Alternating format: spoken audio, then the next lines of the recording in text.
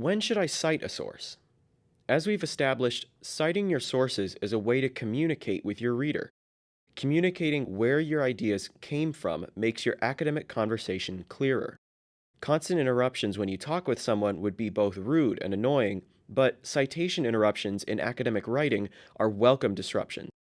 They provide the record of previous academic conversation that's influenced your work and helps your audience find it. Sometimes understanding when to add this information can be difficult.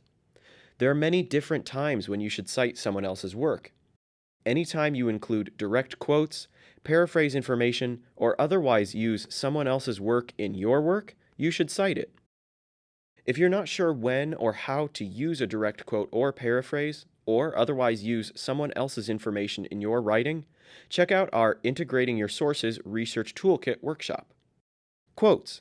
Direct quotes are useful when the way someone says something is as important as the meaning of what they say. When you're using a direct quote, you need to provide a citation for the source of the quote. Make a note of not just the source it came from, but also the page, since most formats require a page number for direct quotes. If the quote is famous and found in many different places, try to find the original source of the quote. Paraphrases. Even if you've used your own words to say something that you learned from another author, you must cite the source of the idea. When you're paraphrasing what someone else said, even if it's not a direct quote, you should provide a citation. Graphics, pictures, figures, tables, and diagrams.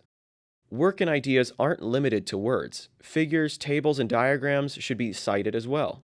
You may need special permission to use graphics from the original author's publisher if you want to publish your paper, so you should be careful when using these. Statistics and data. Using a statistic, number, or quantity can help you demonstrate a point and provide context to the size and scope of an issue. But again, those numbers represent someone else's work and are something that your audience will want to be able to verify. If you've used a statistic, a number, or a quantity to verify a point, you should cite the source. If you've analyzed a collection of data, even though the analysis and conclusions are your work, you should provide a citation for the source of the data. If the data collection is public, then you should include the location of the repository so that your audience can access it.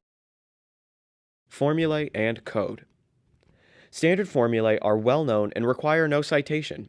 You wouldn't need to cite the Pythagorean theorem, for example.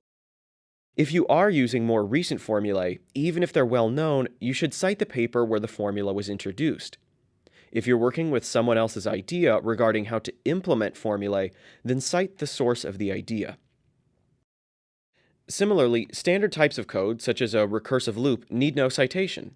However, cite the source of code or code concepts anytime you're working with someone else's programming.